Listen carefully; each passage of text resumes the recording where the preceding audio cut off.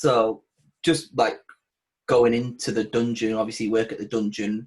Like, what was it like when it first happened with COVID? Like, what was the situation there? Like, what happened?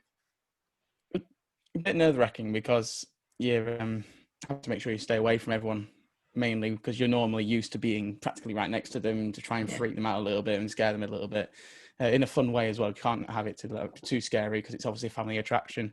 Yeah. But having to make sure to keep in with the COVID situation and the guidelines, it's quite a task. But it's good fun at the same time because you just don't know what could happen next with people. Because like normally they would lash out at you and like freak out a bit, and it's like you can't even be anywhere near them. Just sort of like, please calm down.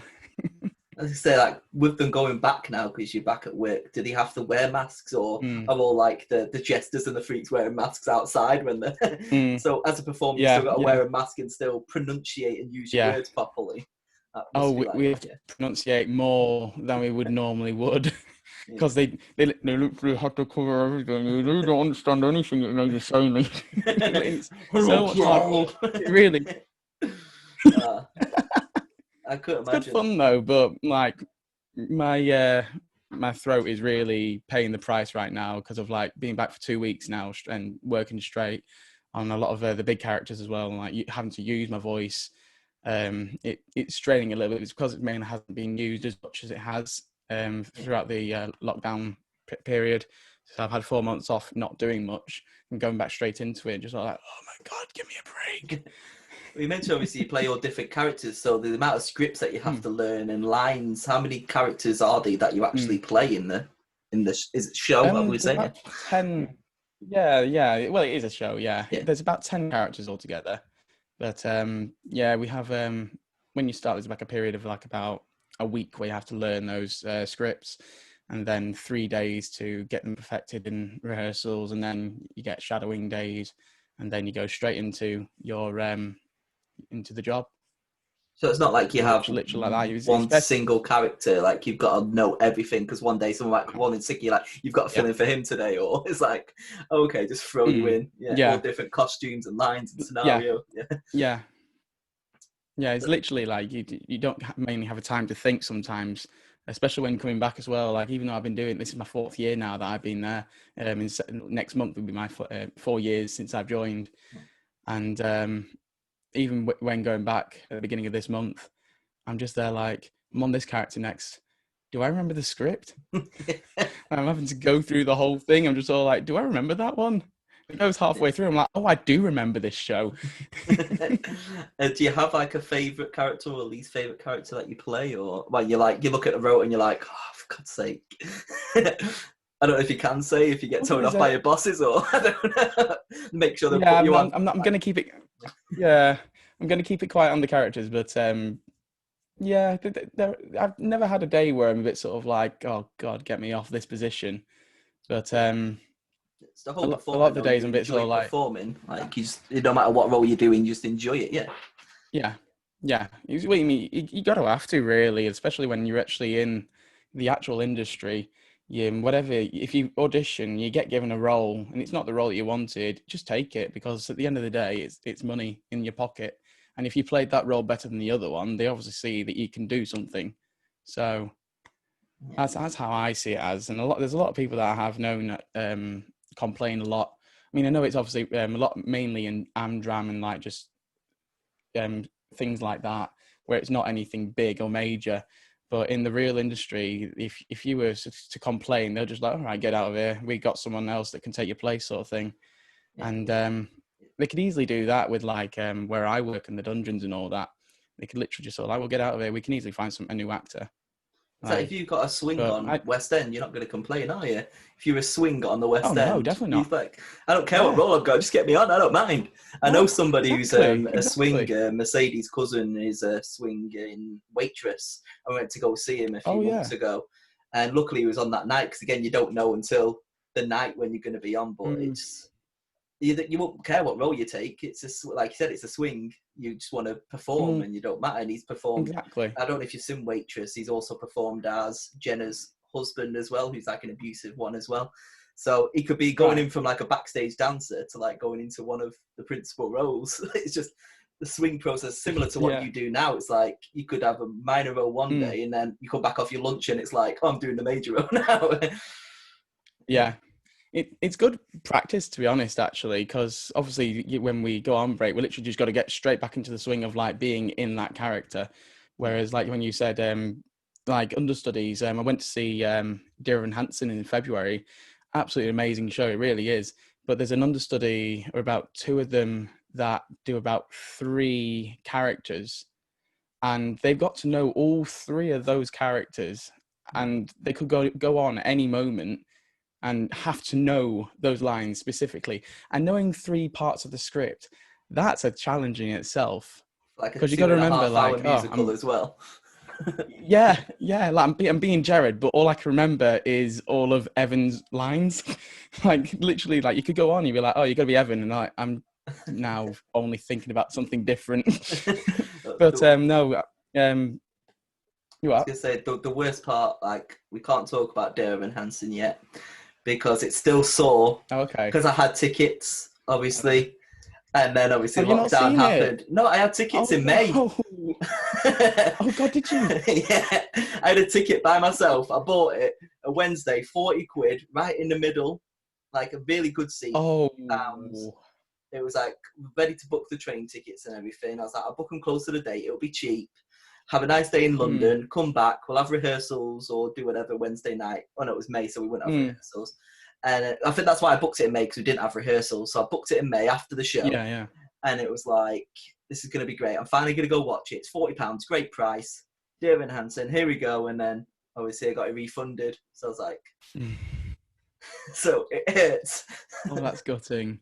I'm sure. But it'll be coming back definitely for next year, especially. And next year it's going to be probably a lot stronger than it was this year. I think every single show in the West End or anywhere will come back literally 10 times better.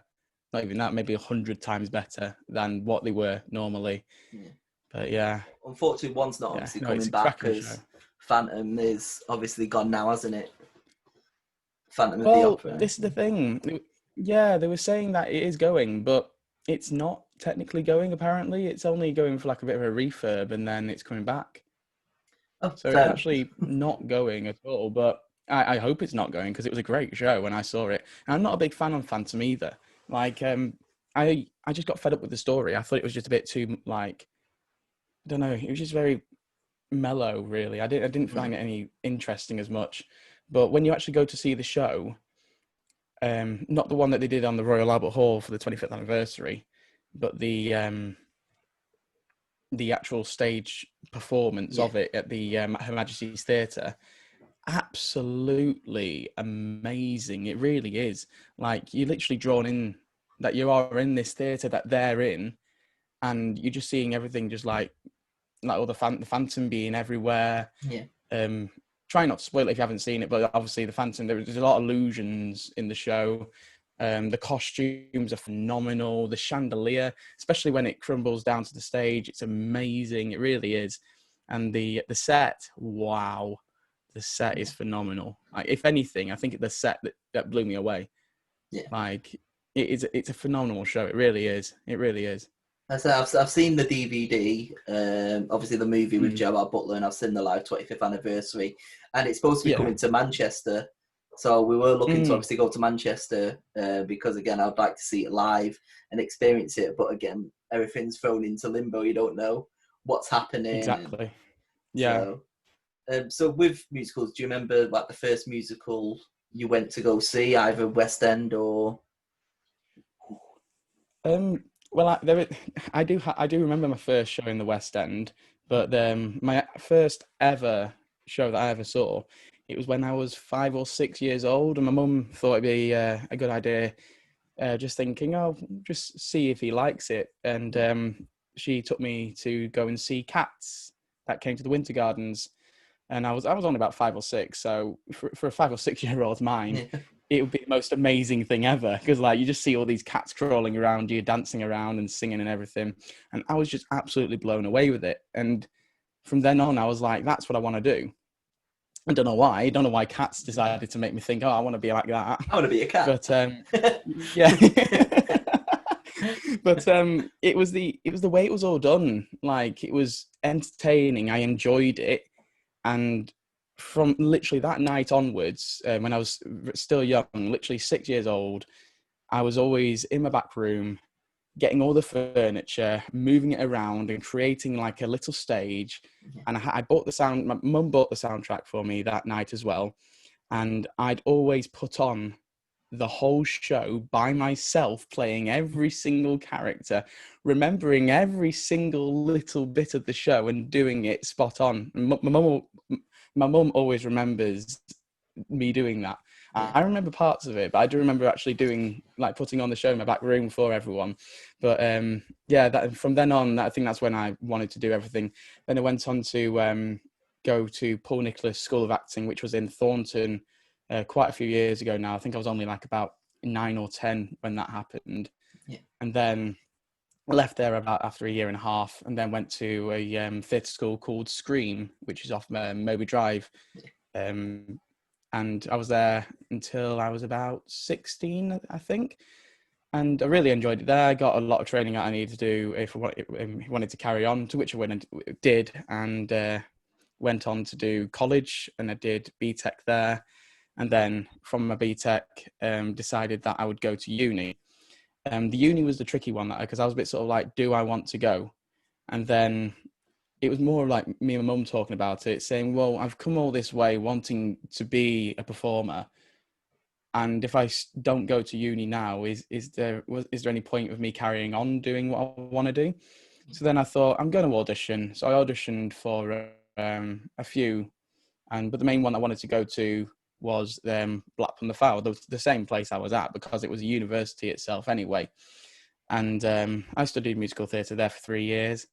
The first year, I kind of did want to drop out because I was a bit like, this isn't for me. But then I thought, no, I'm going to see how further I can get. Second year got a lot better. And the third year, I was like, I want to do all this again because it was so good. And the training there is brilliant. It really is. It might have gotten a lot better now as well because of like different training and different teachers and everything. But everything that I learned there is all I needed to learn. And it's literally everything that was practically the same that I would have learned if I was down south in London, which is where I wanted to be in the first place. I thought to be a performer, your best option is to be London area or like Glasgow, which had another good grades for that. But I just thought, no, I'm going to stick with Blackpool Fard and just see how it's like. And they're superb. They really are. They really are a good university. You'd think because it's in Blackpool, you would be a bit sort of like, but it really isn't. Like, it's actually a hidden place where actually more people should be more knowledgeable about, because we've been known as the West End of the North, I think it is. I think we are known as that or something like that. Probably say so. Blackpool's like Vegas, isn't it? Yeah. So it's always been like Vegas. Yeah, Vegas. Yeah. But and then obviously after university, it was actually my third year that I was doing in university. That Nigel from Bops, he asked me if I could be in Priscilla, which was on at the Grand Theatre, and because they needed more guys who could dance. Yeah. I would have said yes, but the thing is, it was my final year. I needed to do my dissertation, needed to get that completed. Also had Grease, which I was playing Danny Zuko in at the Grand Theatre for four performances. And I just thought, if I take that on Priscilla, it'd be... You don't want to jeopardise your studies. Yeah. Exactly. And I think I don't think I'd have come out with what I got in the end, which was a 2-1, a second class degree, which I'm really proud of, because I wasn't even expecting to get that. I was expecting just to be like a 2-2, but to get a 2-1, like I'm really pretty proud of myself. I really am. And like, at first it'd been great to have a first, but I knew that I wasn't first standard. Mainly it's because of the the academics part of it. Like the actual performing I could do easily, but it's when it gets to the academic bit, I'm a bit like, because I understand it, but when writing about it, it's the writing bit that gets me, because I'm just not good with words at all. I'm one of those that I'm quite a tactical person throughout college and university. I made sure every degree, like everything I studied for, didn't have any exams. So I've never done an exam besides my GCSEs because I can't do them. I'm supposed to be a script writer, and obviously that's what I did my degree in. But I can't write. I can't sit and write. I did my dissertation in 6 hours because I just feel like if I just sit there and write, I can do it. But if I'm doing an exam, I can't do it. It's an awkward like in your head. So like I said, you can perform, do that fine. But when you're sitting and maybe it's the pressure of doing an exam or anything like that, and you just sat there with. But I think the only reason I didn't do performing arts at university is one of those, like you said, do I go, do I not go? It's because I think people, when they go down, it's all about auditions. I know obviously going to university, it's getting the experience of auditioning and putting on shows. Yeah. But if you want to be an actor, I've always had in my mindset, we just go and do it. You just go audition. But I respect all the people that went to university because you learn Stanislavski, you learn all different techniques that obviously you would never even heard of if you didn't do anything like that. Yeah. And obviously as a student at Blackpool and the Fylde as well, I was HE president for a year as well, so I know all behind the scenes of it all. So it is a very good one. I am going back next year as well to do my PGCE, so I'll hopefully be a teacher there next year as well. Yeah. So I'm looking forward to that. Obviously it's a bit uncertain time of what's going on with if I'm going to class or anything, but I've always, as part of my second year at script writing, I had a stage to screen, not stage screen, script to stage. So basically it was adapting stuff to obviously stage. So I worked a lot with the MT students and the drama students, acting, to work on obviously getting my scripts. They acted my scripts. We did all different games and role plays. So it's a beautiful stage and like what they've got, because they've got their own little space as well, haven't they, in that university? And it's all completely done out, and it's all top end like equipment and stuff. It's a beautiful place. But I actually had an audition for Lipper, but I never went. Why? So it's one of those, like, maybe fear of rejection, or I didn't actually want to do it. I don't know, but it's always nice to know I could have got it, but if I went, I probably wouldn't have got it. But I may have got it because I didn't go. So, this is the excitement I like about it sometimes as well. Like when you sort of like, oh, I really want to go for that audition, but am I good enough for it? Like you just, really in my mind, is just sort of like go for it because you just don't know. Like it could turn out a different way that you think it would do, or it might be completely as you think it was going to be anyway. But no, it's always been my motto of like, if I'm wanting to do something and if I'm so determined to do it, I'd go for it. And if it means that I get knocked down for it, then it is what it is. At least I learn from that. But yeah, like you said, with learning new things in university, I wasn't much of a big Sondheim fan, Stephen Sondheim, before university. But as soon as I started in first year, I started to learn more about him. And that's how I got into the likes of Company and Sunday in the Park with George and Passion and Assassins, because of the way it's beautifully written and performed by all the performers. Like you actually do feel the emotions that, like, out of every other performance I've seen, it's not as upstandard. Like he's the Shakespeare of musical theatre, is basically his Sondheim. Like the first ever thing I ever saw of Sondheim's work was Sweeney Todd, the Johnny Depp movie. Yeah. Now I enjoyed that, but I don't know, it's something a bit iffy about it. I think it was because of him.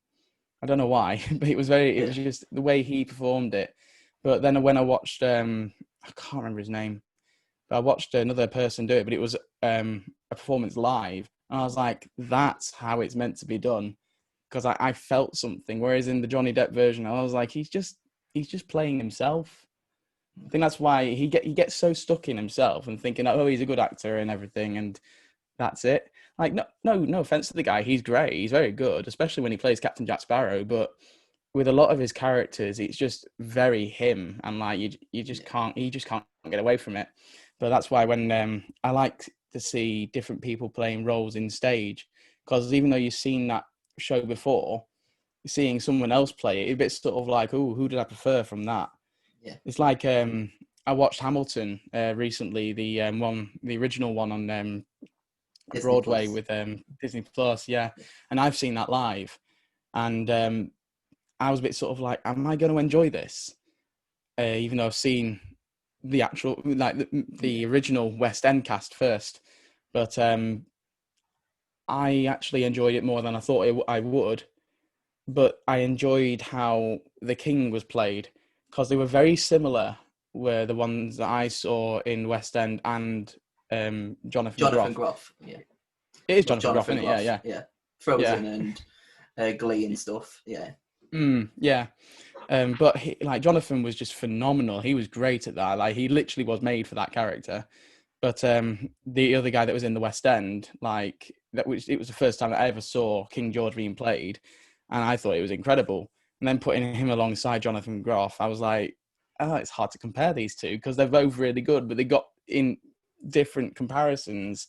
Because obviously the one in the West End, very British, which is what King George needed to be anyway. Yeah. But it's like Jonathan Groff was trying to play the British character and still did it perfectly. Yeah. It was just a good masterclass work, really. I thought he was so funny. I think that's one of the things with different characters. I'm a little bit different to that. Like, I can't listen to an album before I go watch the show, because if it's a different actor, I'm like, it's completely different. So, and it ruins the story. So if it's something I don't know, obviously you're looking at the song list and it's like, okay, this is kind of a story spoiler line. Obviously there's different stuff like Mean Girls. I went to see Mean Girls on Broadway and that's incredible. I don't mind listening to some of that because I know the story. I love the film. But other stuff like I went to go see, and it's like I refuse to listen to Dear Evan Hansen soundtrack because I know it will spoil it. The only song I've listened to is Waving Through a Window, but I'm pretty sure that's one of the opening songs. And I'll always be disappointed because I know it's not Ben Platt, and Ben Platt is incredible, and I love his voice. Like, he's amazing. Ben Platt. Yeah. What I'd say though is, like, even though you have listened to Ben sing that song, try completely forgetting him. Like, just listen to it, just like, oh, he's just singing a song, and then when you go to see the show, just don't even think it had him in ever at all, and just see who is there, because honestly, it's so much difference. It really is, and it makes it feel so much better as well when you know it's not the person that you wanted to see in the first place. Because I didn't really listen to the Dear Evan Hansen soundtrack a lot. I only listened to like a couple of songs, and then everything else was like a surprise to me, because I didn't really know the story that much. I only just knew about a few songs and like what was going on, this, that, next thing, but I didn't know exactly what happened in the second act or nearer to the end on how he got to where he was in the first place. But no, like, seeing things live is more enjoyable than actually listening to it. Like, I enjoy listening to soundtracks, but I only listen to them when I've actually seen it, because I know that, oh, this is something I really enjoyed. I'll enjoy it again whilst listening, like on a walk or something like that. You can picture it on the stage again because you've watched it, and then you'll listen to it and you're like remembering what it was like on the stage and the choreography and what was happening on the stage at the time. You can have a visual image to what you're listening to. Yeah, but that's why I was just about to say Kinky Boots then, because I never actually listened to any of the soundtrack at all. I only listened to a few songs, but when I see it live, when it came to Blackpool, I was just like going in with a fresh eye, and I was like, I don't even know if I'm going to enjoy this or not. At first, I was like, I think I'm just going to enjoy for what it is, and then that's it. I'll just be walking away, and like, I'll never want to do anything with that again. And I saw it, and I was like, this is incredible. Like, the way it was written, the comedy in it, the actual the choreography is amazing, the storyline's brilliant, and I was just so blown away with it, because I just didn't know what to expect, and it was just really well directed and well done. It really was, and the fact that it was not much set either. So I love shows where it doesn't have a lot of set, where it's minimal as much as it can be, just to tell you this is where it's set. You don't need to know anything else. If they moved like to a different place, you can just understand that, oh, they're not in the factory or whatever anymore. Yeah, that's why when Les Mis updated itself to just have like, I think it's got LED screens now or something like that, to sort of change the background of where it is. Well, in the original one that was in the West End, which isn't anymore now because it got updated before it changed its name to the Sondheim Theatre, I was lucky to see that because it was the original one, and it had the revolving table on it, and just no backdrops or anything. It was literally just brick walls for the set and everything, and that was it. Whereas I heard about a few things about the touring one, which is now taken over in the West End, just to revolutionise it and bring it up. I don't know. I just didn't like the sound of it. Like, people said it's not changed the show, but I don't know. For me, I feel like it might just a little bit. Takes a little it bit might of just magic make it out of it. Yeah, because I enjoy going to the theatre and just sort of watching and be immersed into it, like something different, even though you can't see the scenery around you. But if they're acting that really well, then you don't need the scenery to tell you where it is. Like, oh, I'm in a park, but actually that's still in the side of a house or something like that. It's one thing I always got taught in university. It's basically show it, not tell it. Exactly. So yeah, show it, not tell Yeah. it. Yeah. So it's basically you've got to perform. It doesn't matter where it is. You're going to tell this location. Everything that you need is going to come from you. And obviously, your interaction with this person, that's what they should be looking at. It doesn't matter about the stage. Yeah. That's why some of the Woman in Black was incredible. If you've seen that on stage, it's just about to say that to you. Yeah, literally was just about to say it. Yeah, it's like minimal set, 2 people. Yeah, and obviously the woman. I don't know why I did that. She is a woman, but you know. But is she now? Yeah. But that set was incredible, and that's all you needed. Yeah. It was their perfect acting, the noise, the ambience of the theatre, especially in the Grand. The horse and cart.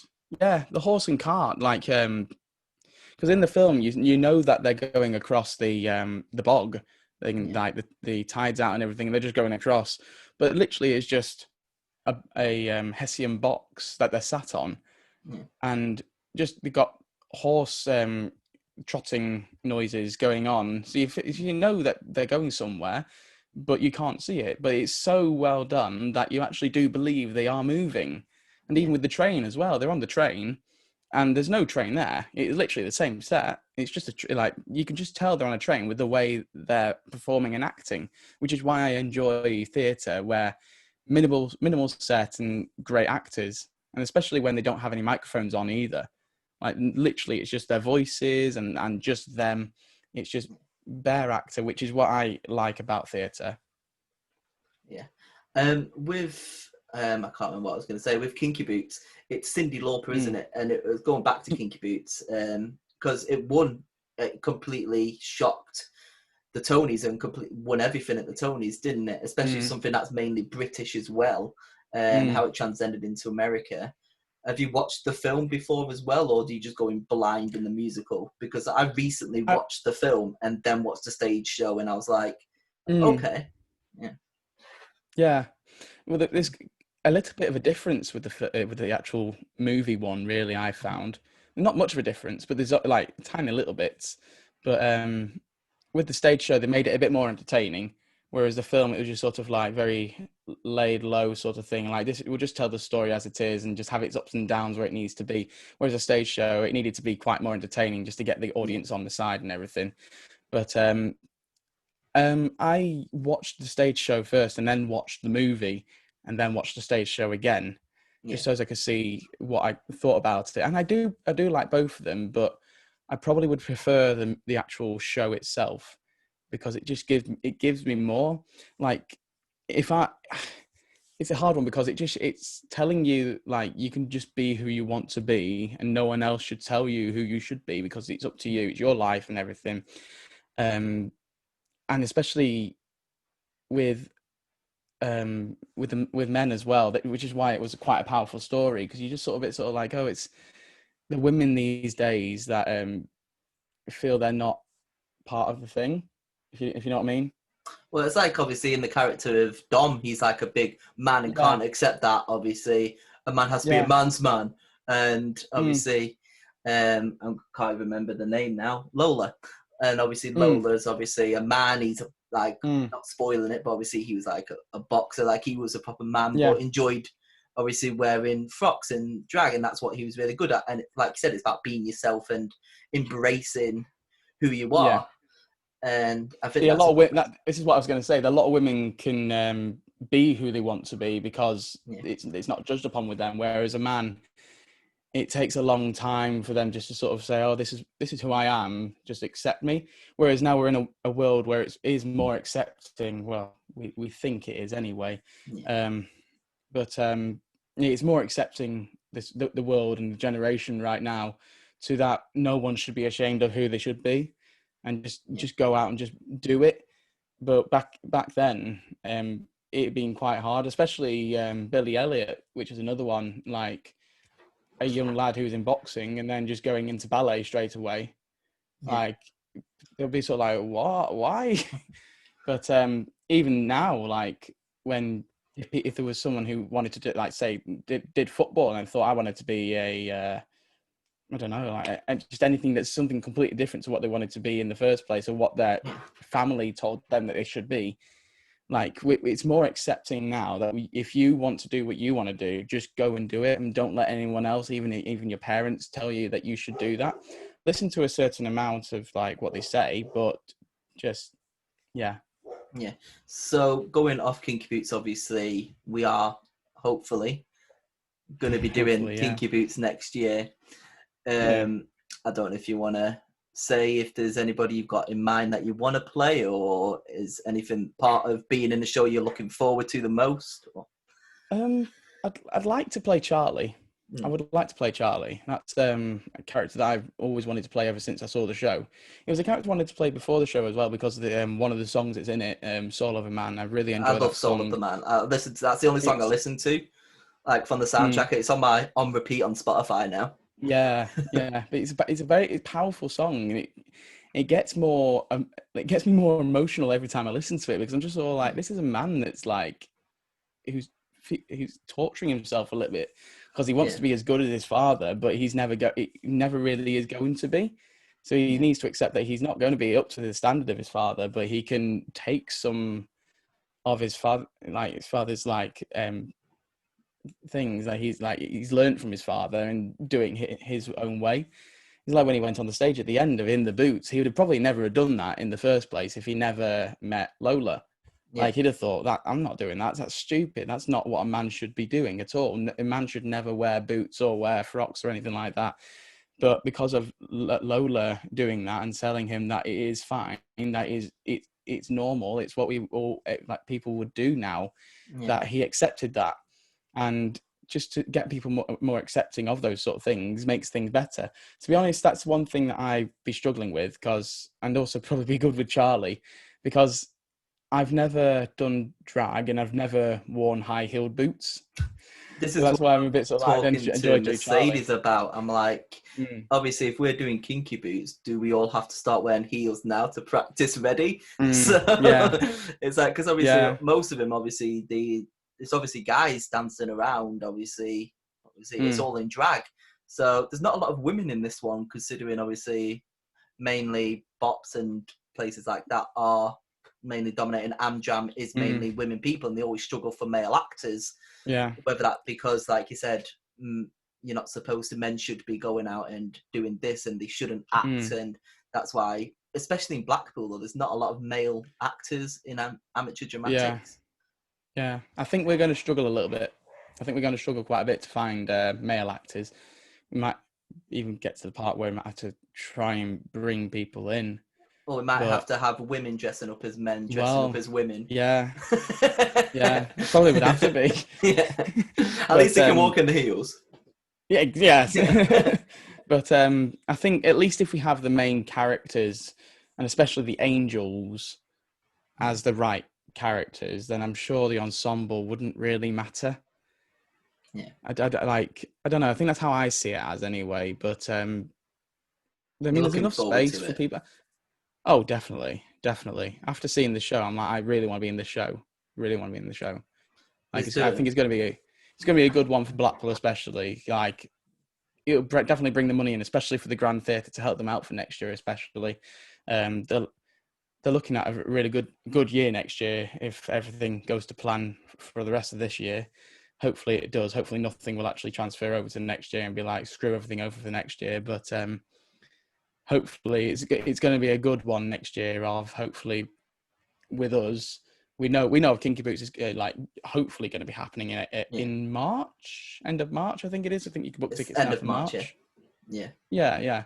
So if we can get people booking for tickets for that, and I definitely recommend it. I think more people need to go and see theatre and appreciate it, especially with the time that we're in at the moment, of people saying it's a hobby, it's not an actual industry, when it very clearly is. There's so many people out of a job right now, and it's not just performers. It is literally technicians, costume designers, set designers, stage managers, and so many. Literally, there's like so many people that are at risk, and literally, if theatre isn't a thing, it literally could.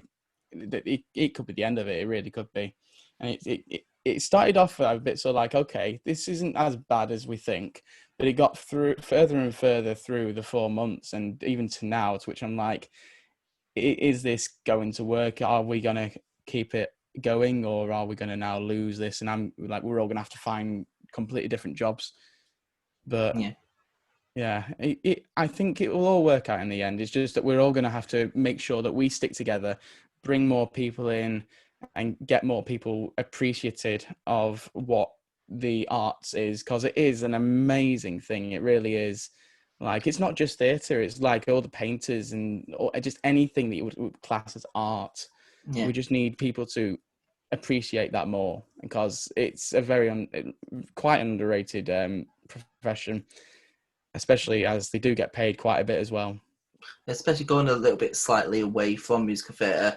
Obviously, with live stage shows, you've got gigs as well. Gigs are in the same category. Mm-hmm. So if people are saying, well, I don't want to go see theatre, I don't want to go see like a live show, and people go see gigs, it's the exact same thing. Those are putting on a show. They do their songs in a certain order to tell a story and put on a show, just like performers are.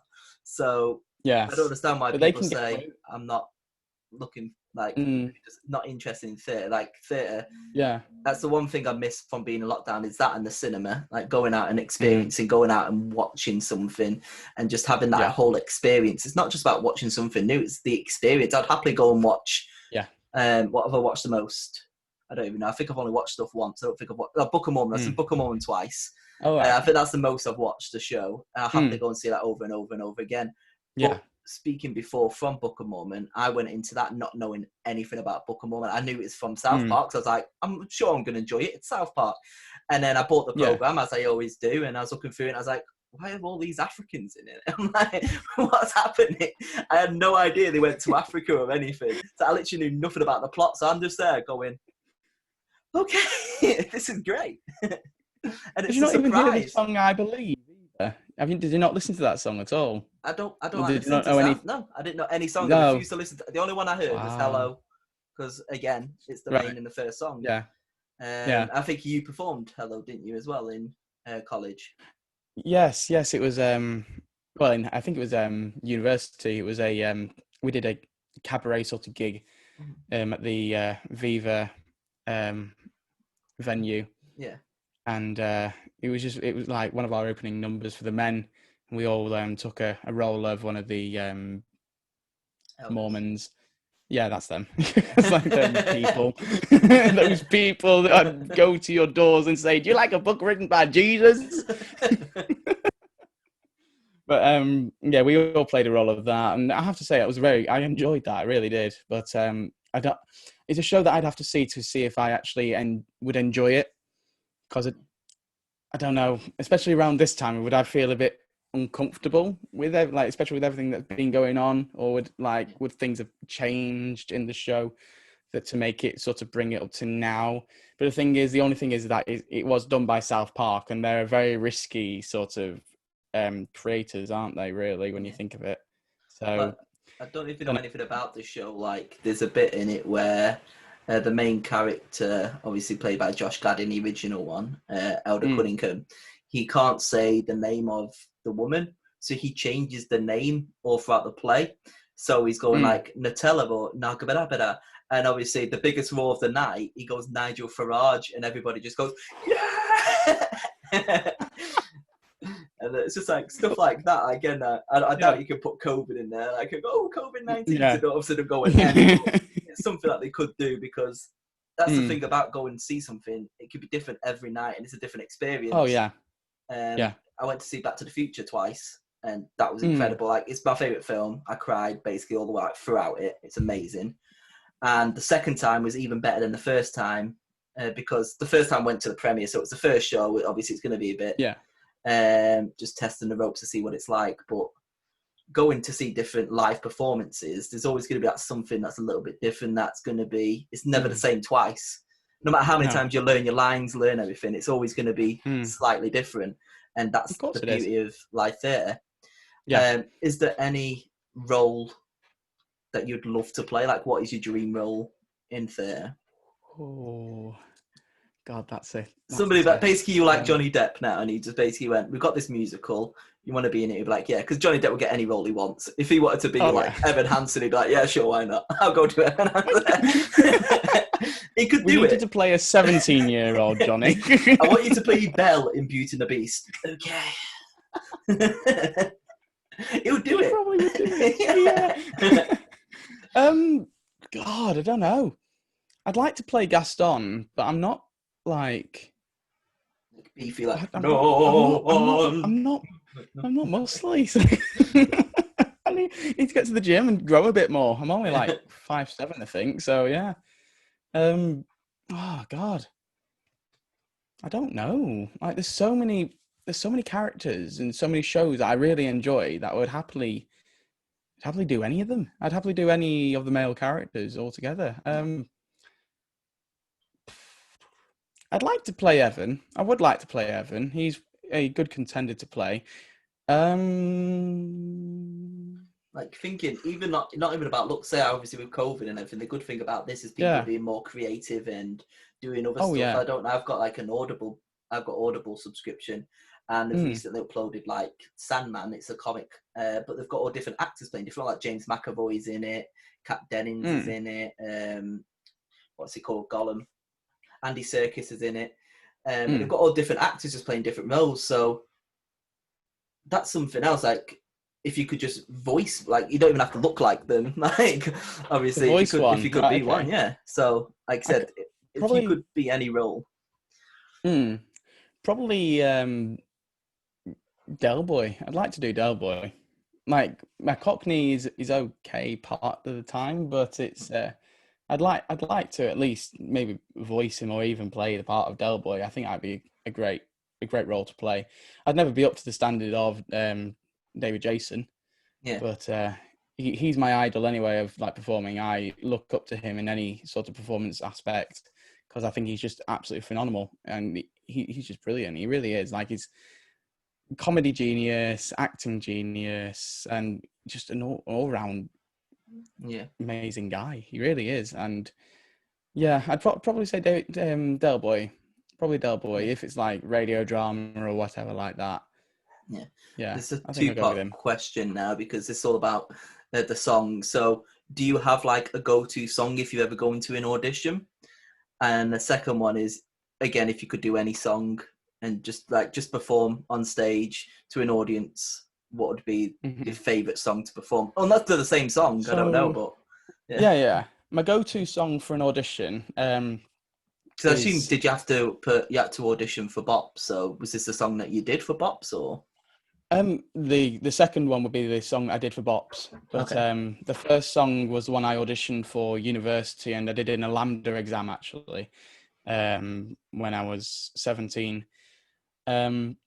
But the go-to song for an audition, if I was to say for like Bops or something like that, because I've never go to an audition in the West End or whatever with this song unless it actually fitted the character. Yeah. But my go-to song to go for an audition would be a song called "Goodbye" from Catch Me If You Can. It's based on it is the story of the film Catch Me If You Can with Leonardo DiCaprio and Tom Hanks in, and it's one of my favorite shows. I really enjoyed that. I watched it on YouTube because there's no other I don't think it's around anymore. I think it only lasted on Broadway for a tiny bit, or if it was off Broadway, it was one of them. It was near Broadway anyway. But I'd always go for a song called "Goodbye." A brilliant song. It goes through when he's at the airport being catched, and sort of like, well, I can't be locked up, this, that, the next thing, and then he gets given the job to be part of the FBI and everything, or the police. I think it's one of them. So that's the one I go to for just an audition. A song that I'd sing in front of an audience, Being Alive from Company, because it's an absolutely stunning and gorgeous song. It really is. It's basically about Bobby finding out who they really are, knowing that they don't need anyone in their life. They've got themselves. Best thing about them is just to be alive and just be happy with that. It's not just about getting in relationships. If you're being single for the rest of your life, so be it. As long as you're still here, enjoying yourself, that's all that matters. And I think it's a brilliant, gorgeous song. It's the final song that's in the show. And yeah, it always gets me. And the last time I sang it, it did bring a few people to some tears. Whether if that's a good reason or a bad reason, I'm not sure. Yeah, I absolutely adore that song. It really, you can really play with it and really act it out. And at the end, it's massive. So yeah, they're my two sort of main songs. Perfect. I am just going to pause here just one moment while I turn the light on because I'm going into kind of like a shadow here. So we'll cut this a little bit out. I'm really bad with editing videos though, so I can't edit this bit out of the video, but I can edit out of the actual Spotify version, so we'll be fine. The video, we're still here, but I'm brighter now. But speaking of editing videos, if you watch the video, you would enjoy this bit. Yeah. If you, it's just for you, like it's YouTube exclusive. Yeah. So with editing videos and stuff, like briefly talk about that. You have your own YouTube channel as well. Yeah. I've subscribed to that. And what do you do on it? Like I've seen you obviously go and do tours around the Grand Theatre, and you did a Pleasure Beach one as well. Was it Pleasure Beach or Alton Towers? I can't remember. Did you do one of them at a theme park? I've done one. I haven't done a theme park one. No, I've appeared on someone else's channel that's with a theme park. The other one I did at Sea Life.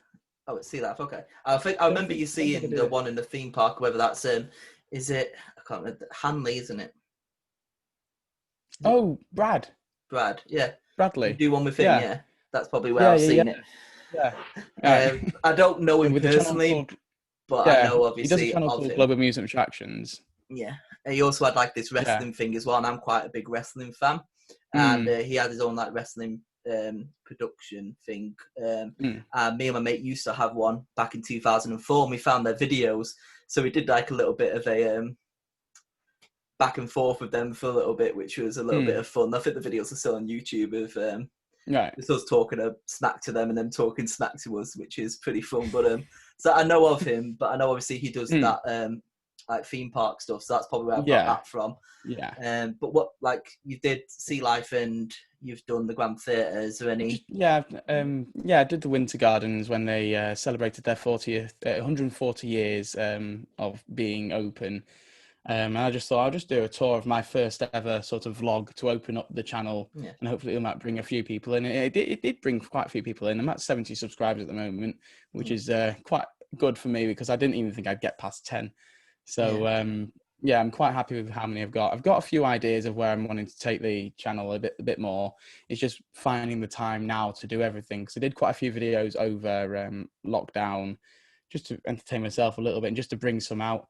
Probably my favourite one over the lockdown period was when I did asking Google out on a date, because I thought I literally was playing around my phone in the garden, and my mum turns to me and I was like, "What are you doing?" I was like, "I'm just speaking to Google."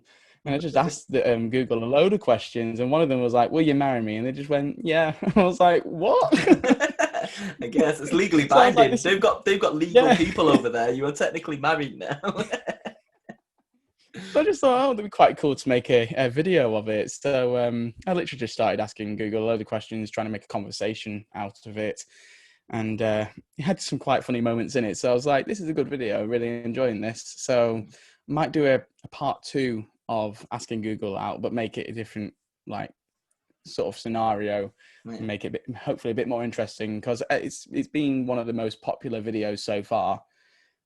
which I'm quite happy with, because it did deserve what it needed, because it was like a lot of time for me, especially. I had to screen record the thing and then also ask the questions, and it didn't work at one point. I was like, no, don't do this to me.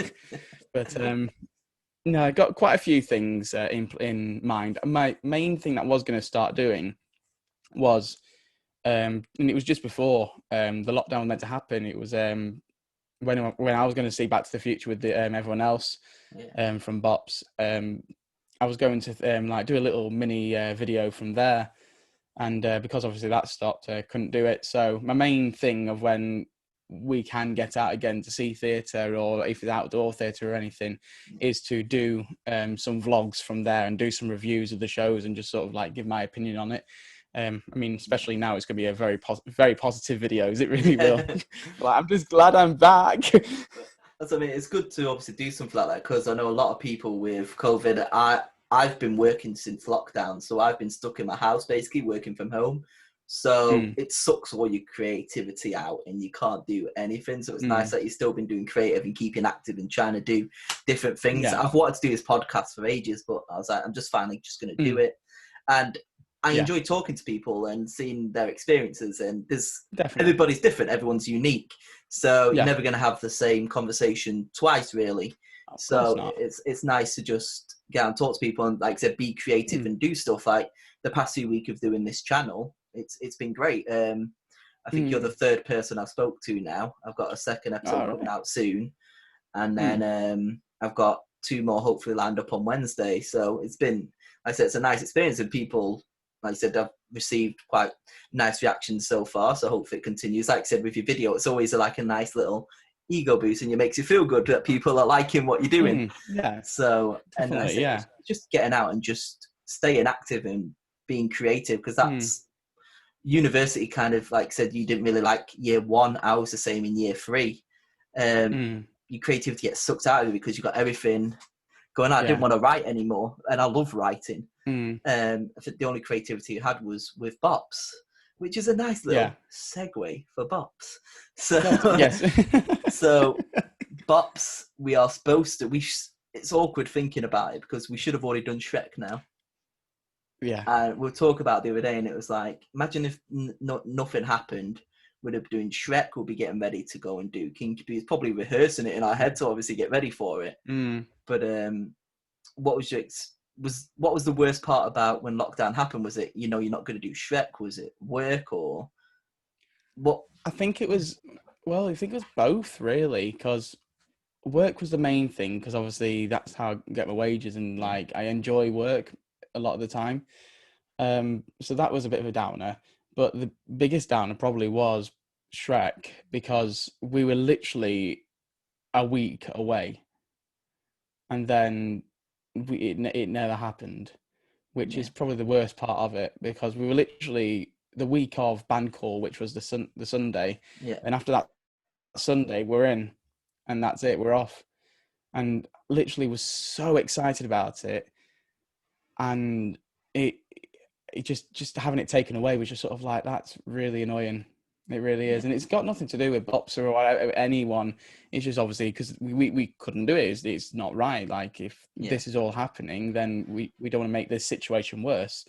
But it was very, very sad that we all went together doing that thing that we would all enjoy doing.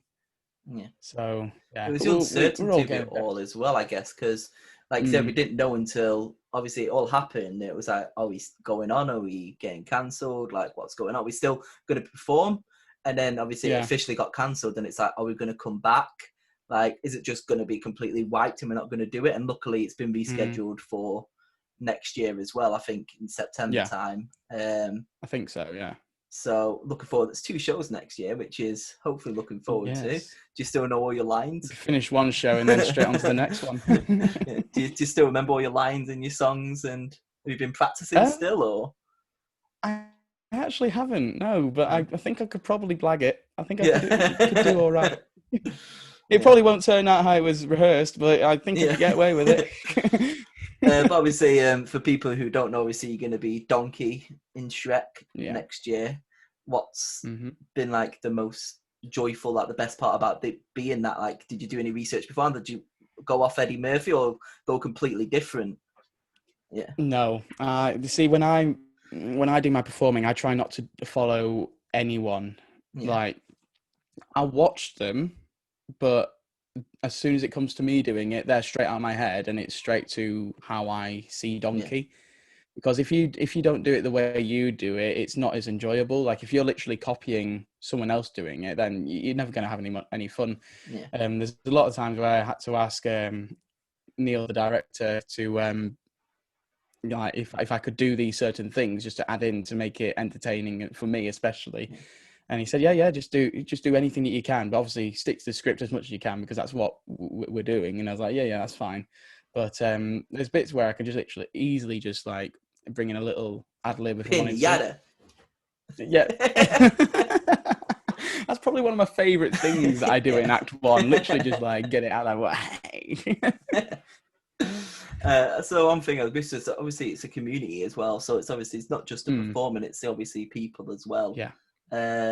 Obviously, do you still talk to anybody from there, or has it just been like, because obviously it's lockdown, it's just been no contact? We have the group on Facebook, and that's literally it. So you go to see these people 5 months every week, and then all of a sudden it's just gone. Yeah. So yeah. I've not really spoken to many people, but like a few times on my statuses on Facebook, I get a few likes on things or like comments from people from Bops. So it's quite nice just to have that, because at least they still remember who I am. But no, it's nice to talk to them that way, because it's obviously showing that we have still the same sort of thoughts on things. It's nice just to like know that they're okay as well. Yeah, I'm going to really enjoy it when we're all back together, which it's going to be awkward though, because we're all not able to be next to each other whenever it does happen, because I think that's what's going to happen. Or unless if it's going to be like this over like a video call. That's one thing I don't understand, that you've got all of this now. Like, I don't understand why you could have even done a get together over Zoom and like do it. I think we did one sing-along thing, didn't we? Right at the start of lockdown on Zoom. Yeah. But that's basically it. I mean, I don't understand why. Maybe obviously people just get busy, and then obviously everyone's back at work now, so it got a bit of normality. It's harder. Yeah. But like I said, it's a nice community of people. And definitely. Did you look at any other amateur dramatics in Blackpool, or was it just like Nigel just went, "This is Bops, join Bops, don't go anywhere else"? Yeah. It was a bit of that. Yeah. But obviously, it was my decision on who I wanted to go with. I looked at a few things that Beeflock did, and I liked it. I really did like it. I don't know. It was the shows that they were putting on. I didn't think I would be suited for, because that's what I do when I go to theatre. I like, would I be suited in that? Yeah. A lot of the time, I was a bit sort of like, I'm not sure, because I was going to go for Boogie Nights, but I was like, that's going to probably clash a lot with Shrek, and I don't want that to happen, because I'm so far in Shrek right now. If I start a new project, I might get a bit sort of wound up with myself and getting quite a big temper, and like, I don't know what I'm doing anymore. But you just wanted to turn up in a donkey suit halfway through Boogie Nights. Yes. Wrong it. Crazy doing. But no, I think Bops stole my heart, because I saw my first ever production that they did of the 100 years anniversary of the Titanic. And they did that at the Grand Theatre, obviously, because that's their home. And absolutely loved every moment of it. And I was like, this is a great company. It felt literally like it was a professional show. It really did. And then about 2 years before joining, because I think Priscilla was after Maiden Dagenham, and Maiden Dagenham was directed by Emma Norman, who is now who is part of the like Society and Directing of Christie's. Okay, Christie's, who is also Yeah, who is also another amazing company as well. They're brilliant. That side, that they so like so many professional people there. Like it feels like it is another professional show, even though Yeah. it's all Amdram. And it was Made in Dagenham that sort of started to make me feel like I kind of like this sort of thing of the Amdram societies, because when I was in uni, I was a bit sort of like, I'll never join Amdram. I'll never join Amdram because it's going to change me, and I don't want that to happen. Like, it's going to change everything I've learned. And because I got that stuck in my head, I was like, I'm never going to do it. And then Nigel came along and said, we need guys for Priscilla. And obviously I said I couldn't do that. But when I knew that the show after Priscilla was going to be Hello Dolly, I really wanted to be in Hello Dolly. So I thought, I'll go and audition for that then. And so I did. And after that, I was like, I don't think I could go anywhere else now, unless there's something else, or if there's another one that there was a show that I really wanted to do, then I would obviously probably leave Bops. If it wasn't anything for me in that one, I'd leave Bops for that year and then go and do that show. Then most likely just go back to Bops again, depending on what the shows they're doing. But yeah, I think I'm more loyal, especially to Bops, because I find them very professional. It's like Christie's as well. If they do a show in the future that I really would like to be a part of, and hopefully I'm part of it, maybe I'd go and join them. But I think it's going to take a lot for me to change my mind on Bops, because they are such a great company and everyone's so nice and caring. And this is your second production as well with Bops. You've only been doing Amjam for 2 years. Obviously, besides your studies. But like I said, Hello Dolly, you're like, I really want to do Hello Dolly. Obviously, I was just happy just being part of the company. I auditioned just for the experience. Did you audition for like Barnaby or? I auditioned for Barnaby. I knew I wouldn't get it because a newbie going into Amdram probably wouldn't stick well. Maybe they would want to know that there's someone that they can easily put up front, knowing that they know their lines straight away. I fluffed up the audition for Barnaby's lines a little bit, not a lot, but a little bit. It was that line that I just couldn't get in, and I was like, "Oh, holy!" And I was like, "I don't know when it is. Help me, somebody!" And I think it was that made me sort of think, "I'm not getting this role." But even to be honest, I didn't care about not getting a main role in the end, because I was a bit upset with it, because I was like, "Oh, it's a shame," because I tried my best.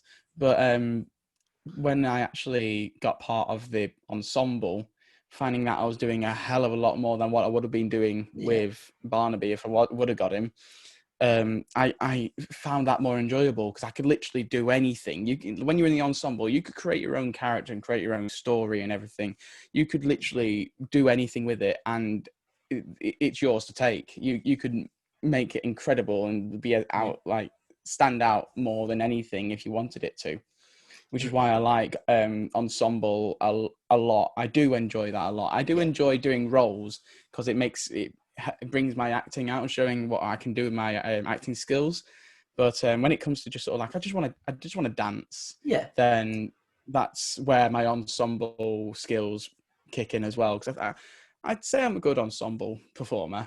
But anyone can be a good ensemble performer if they put their mind to it. Because everyone was following you in the dances, so I think you're doing okay. Are they? Yeah. At the front, I was like, "What's Frazer doing? Are we doing this bit? Yeah, that's fine." Just to make sure where we are. Yeah, I was put at the front a lot for most of the stuff, and I wasn't even like forcing myself to the front. I was forcing myself to the back. Frazer, come to the front. It's like,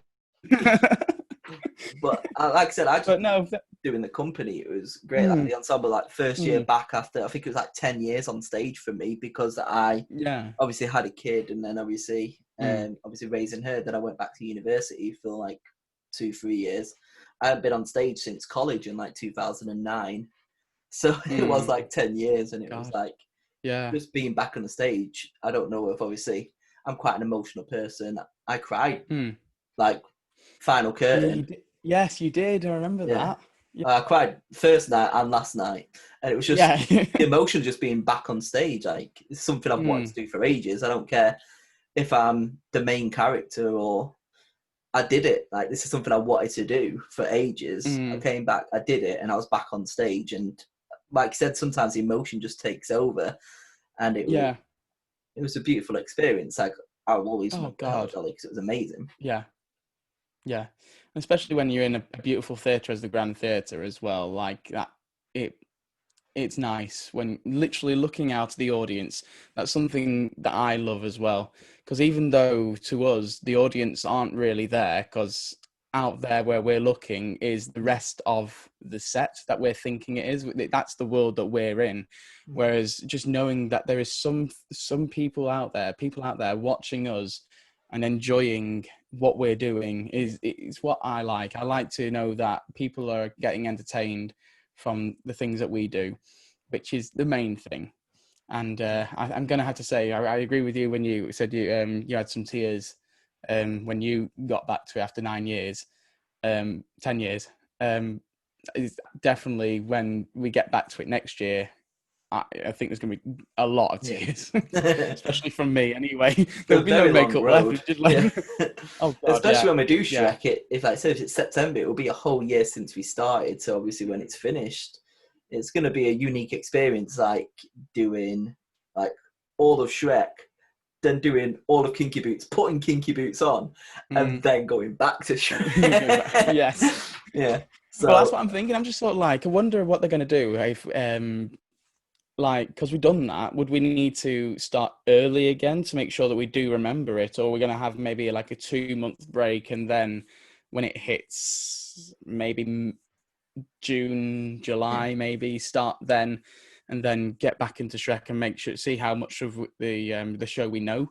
I mean, we probably might know a lot of it. Like, we've got all the videos saved of all the dance routines and all the other stuff that we need to know. So it shouldn't hopefully be that long to. It's one of those like riding a bike. As soon as you're back on stage, it just comes to you. Like, if I tried to do now my lines, I'd be like, but then when you're on stage and you're there in the part, it's just like you're on. Like, you just remember the dances. Like, I could probably do It Takes a Woman if we went back on stage now.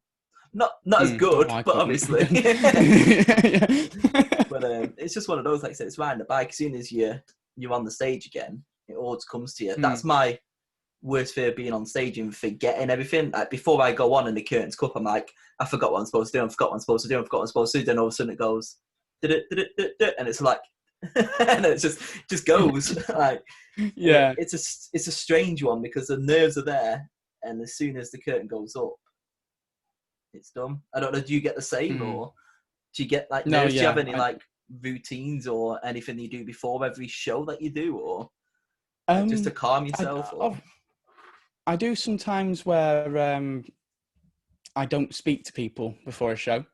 Like, if people start talking to me, I'm like, please do this before I get changed, because as soon as I start getting changed into the costume, I'm like, just leave me alone. Just let me get into a bit of a zone of sort of like to calm myself down. Especially if it's a character that needs to be sort of, say, if they're not very liked or anything like that. It's got to be something completely different to yourself. Like, you've got to get into the mindset and the mentality. Yeah, you've got to get in the mindset. So like, one thing that I knew from Broadway's Dear Evan Hansen, Ben Platt always had to shut himself away from everybody. He'd always be in his room and no one would be allowed to be in there. He has to be by himself without the whole time before the show. And literally that first moment that you see him on the stage, that will be the first time that everyone from the cast will be seeing Evan that day.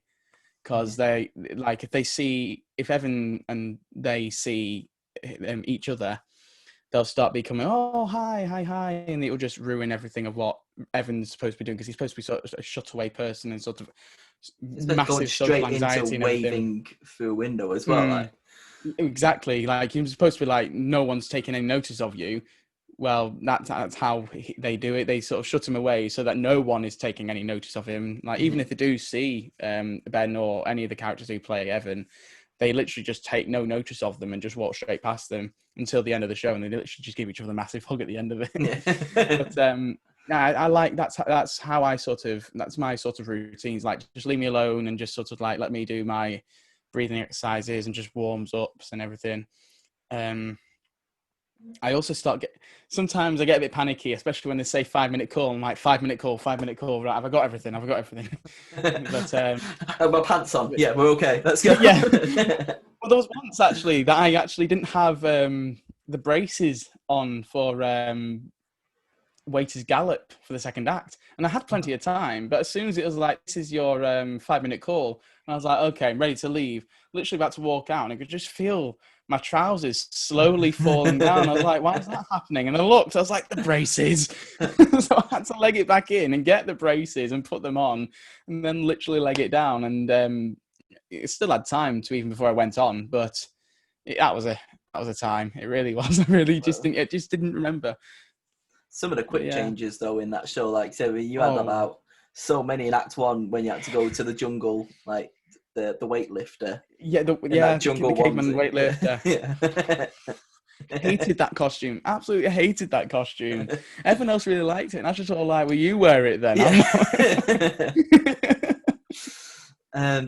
But how do you see it going in the future for theatre? Because, like you said, you don't know what's going to happen. We're hoping everything's going to be fine. Do you think there's going to be a big, like, recession on theatre? Is it, like you said briefly at the start, you think it's going to be 100% like fine? You think it's going to be we're back and everybody's going to go to the theatre, or?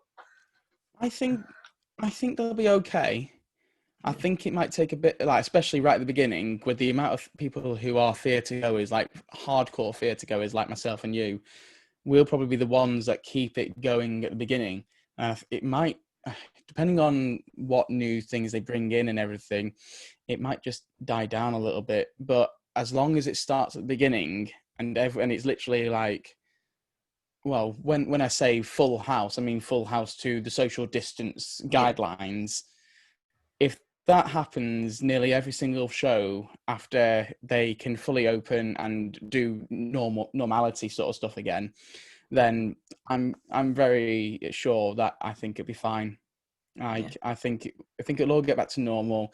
It'll take a hell of a long time before it actually all kicks off again and just be back to where it was, especially with musical theatre and plays, because it'd be a long time since they've been in shows. They'll have to make sure that they do know what they've been doing again still. But I think probably through doing that with them, about maybe 3 months rehearsal for a play, but then it's going to like take 9 months for an actual musical to get set up again because of all the dance routines you need to remember and everything. If it's a musical where it's got like not so many characters in it and not a lot of dance routines, it probably won't be as bad. But they need to make sure they get used to everything. Their voices need to make sure they are used to it again because they've not done a lot of everything. It's like me, like I've just got back and like done everything I can normally do, but my voice is sort of like, you need to stop talking. You're just you're using me too much. It's been rested for like 4 months, just obviously not doing anything. Yeah, it's not actually done what it would normally do throughout all that time. Because I got into a pattern where I was like, okay, this is what I need to do. This is how my voice needs to go. This, that, next thing, and then I can just belt out a song, when I go to bops rehearsals and everything. Mm. But if I was to do that now, I probably wouldn't even be able to get one like note out. Probably. So like But I'm positive about it. But the only thing is, it will take a hell of a long time. It really will. Which is going to be a shame, but it's needed what it is needed, really. I can't wait to get back and actually just watch something live again. That's going to be the experience when we finally do it. We'll usually go to, I don't know if you've watched the other podcast with Jason. At the end, I usually do like a quick fire questions round kind of thing. Okay. Just about favourites and stuff. So what would be your favourite movie? God. See, when Jason said this, I was thinking, God, he's going to ask me this question as well. I'm like, because I really don't know. I'm actually stuck on it. Sorry, I mean, likely... my person that I did just before yourself, he named 5, so the pressure's on now. He went, I've got a top 5. I was like, all right, let's go for top 5. I've got a top 100. I'd probably say Hook. With Robin Williams in, because it's always been a favourite of mine. I'd always watch it every Christmas, and I absolutely loved that film. It always is one of my favourites. So yeah, I'll probably say Hook. Dustin Hoffman's amazing in it. So that's probably one of my favourite. Oh my God, surprisingly, it's one of my favourite Spielberg films. Like, thinking of Spielberg, you have E.T. and Jurassic Park and all of that. Like Hook, I'd happily watch all the time. Jurassic Park. Yeah, I was never a big fan of Jurassic Park. Yeah. No, it's like, can't say that Mercedes is like one of her favourite films. We've got all the pop figures downstairs of all the dinosaurs and all the characters. Of course you do.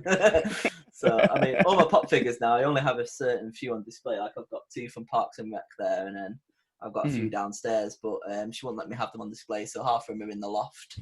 So we have to alternate them. Compromise, I guess. Yes. Do you have like a favourite, there's 2-part, favourite band and then a favourite singer? Favourite band and favourite singer? My band would have to be Queen. Absolutely love Queen. Yeah. Favourite singer? You can't say Freddie Mercury now.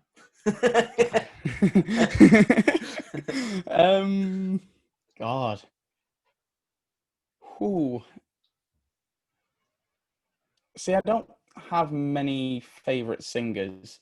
Yeah. I do. I like listening to them and everything. I like some of Niall Horan's stuff. I like it. I've been listening to him quite a lot recently, especially. I've not listened to his second album yet, but I've listened to his first album definitely, and I love every single song that's on there. So, yeah, I'll probably say Niall Horan. He's probably one of my only. Again. Oh, you're going to say something. So he's probably one of your favourite ones. He's probably my favourite member of the One Direction band I actually cared about, really, because he was very down to earth. He didn't seem to be as wild as the other 4. Yeah. And, I prefer him. And I do like Irish singers as well. I think they're quite cool. Like you say, one of my favourite bands of all time are like Westlife. Like back in the day, Westlife are just amazing. Yes. Yes. Do you have like a favourite song? We're going to do this again, just to throw a 2-parter in there. I love 2-parters. Favourite actual song. I say actual song, like a favourite song, and then a favourite song from a musical. Oh, okay. So is it like normal favourite song and then... Yeah, like from a band or an artist, and then, a show song. A show tune, shall we say. I'll start with my favourite song from an artist. It's probably going to be... One Step at a Time by Michael Ball when he did the Eurovision Song Contest for the UK. I don't know how well he did. I think he did all right. I don't think he did amazingly well. But then again, the UK has never done really amazingly well since after Buck Fizz, really. So, I think that song's my favourite from an artist. And favourite musical song has probably got to be...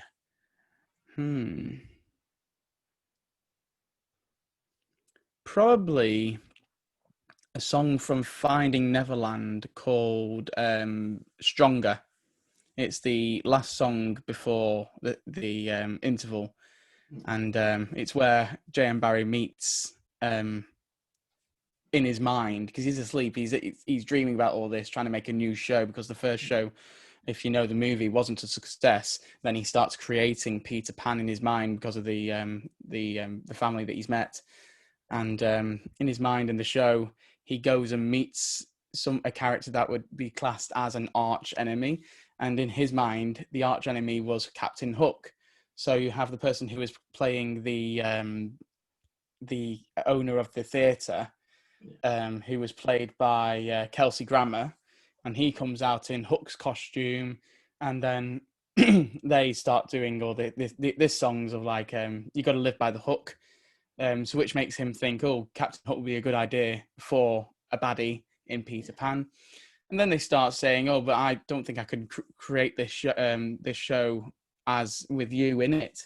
And then he starts thinking, you got to think it's stronger and bigger and everything. And it's a credible song, and it's a great sing as well, and especially when Matthew Morrison does it really well as well.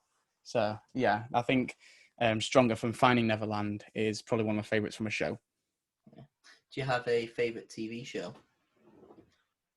Favourite TV show is The Umbrella Academy. Still haven't watched it yet. Oh, have you not? No, I've still got like Half of the Boys to watch on Amazon, and then I've still got like Umbrella Academy to watch as well. There's that many shows nowadays.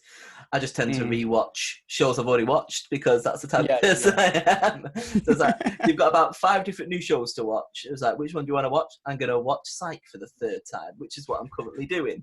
So I'm on like series 7. It's just random shows that nobody's ever heard of before, but I really love. Like, it's big in America, but it's just one of those, like, in the UK, if I go, has anybody heard of Psych or watch Psych? They're like, no. Like, okay, fair enough.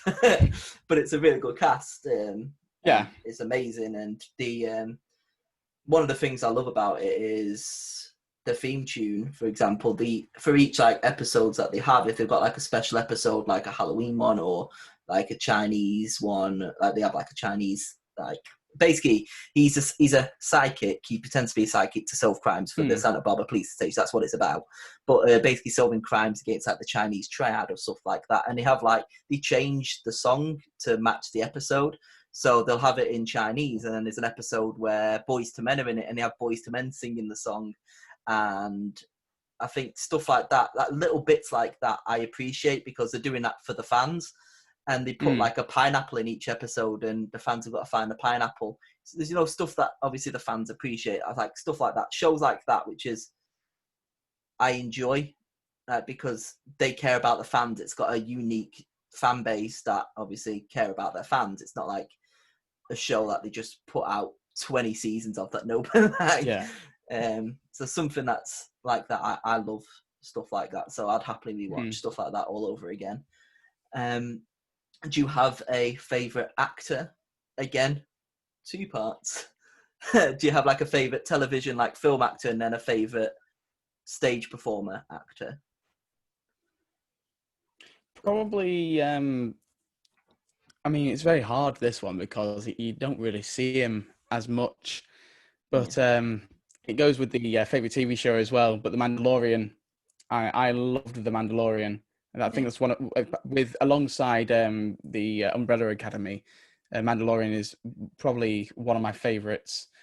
But my favourite actor is, I think he's called Pedro. I think he's called. Is he called Pedro?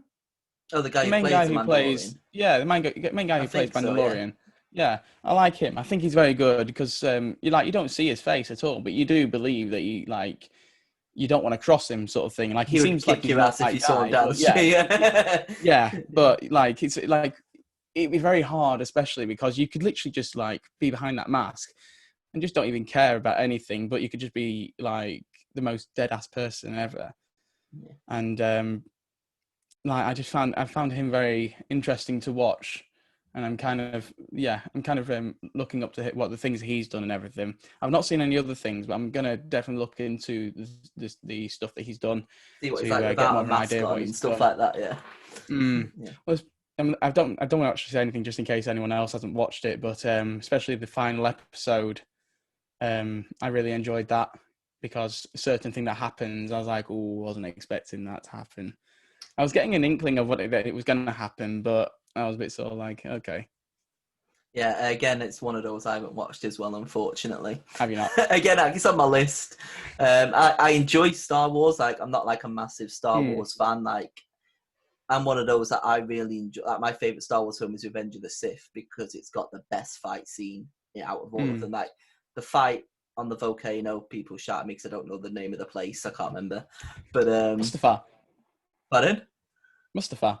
Yeah, like the big fight at the end with the volcano is just unreal, and it's just that scene. And then I've just obviously seen Baby Yoda in the background as well. So Baby Yoda's in the background. Baby Yoda's great.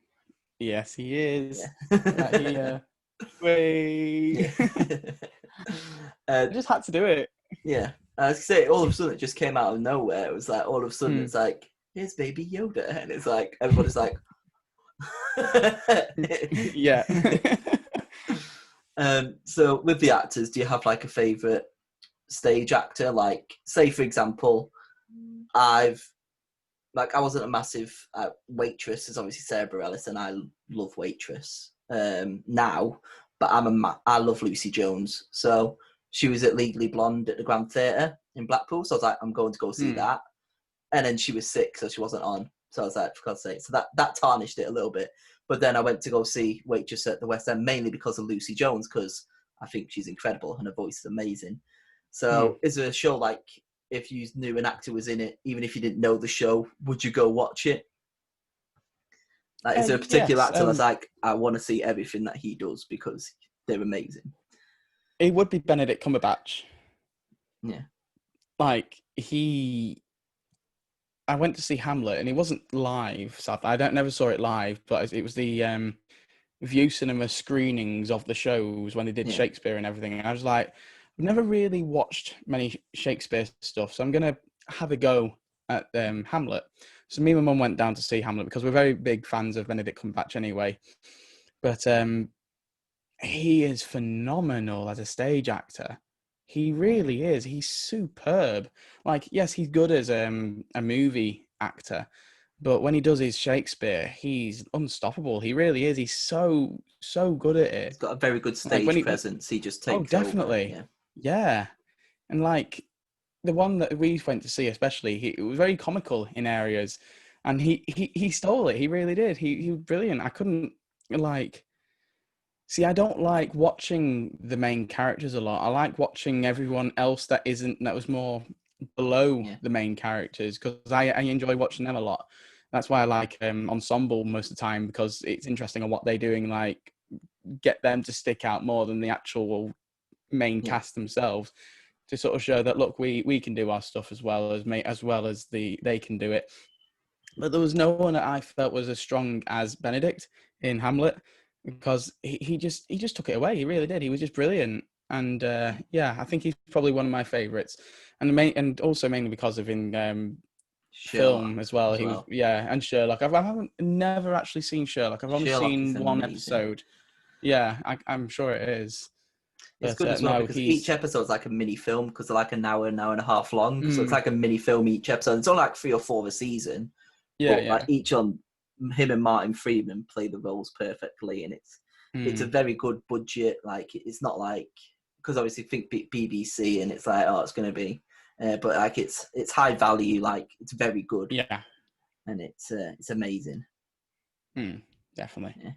Yeah. I think, was there any other questions that I had? I'm trying to think back to other ones, because I try and make it obviously unique to yourself as well. So with Jason, obviously it's like Pokemon and stuff like that, because he's done all of that stuff. So that was quite an interesting one, actually, because I'm not a big Pokemon or card collector. I don't know, it got me sort of into it a little bit. I was all like, this is actually quite interesting. So he's a very captivating person, Jason. Like, like, that's why I've been friends with him like 20 years. He can just I think a lot of people have said you can watch his videos and you're just happy that he's getting these big pulls. He's a likable person, and like I said, he's got high energy, and everybody just wants to see him, and it's just he's got the right attitude for theatre, for YouTube as well. Definitely, he's definitely going to go like growing his channel, especially. So I'm going to look forward to watching where he goes next. Perfect, yeah. Do you want to shout out to your Instagram pages and your YouTubes, like tag where to follow you and what's to come in the future? Yeah, definitely. Yeah. Go on. Where can we follow you on Instagram? You want me to do it? Where we're going to follow you? Yeah. Where can we follow you? So you can follow me on my Instagram at Frazer Mundy. It shouldn't be that hard to find, Frazer Mundy, and it's all one word, I think, or you might have a hyphen underneath it. And then my YouTube channel is just Frazer Mundy. So go and check it out. Be nice to have more views and subscribers, and subscribe if you do enjoy it.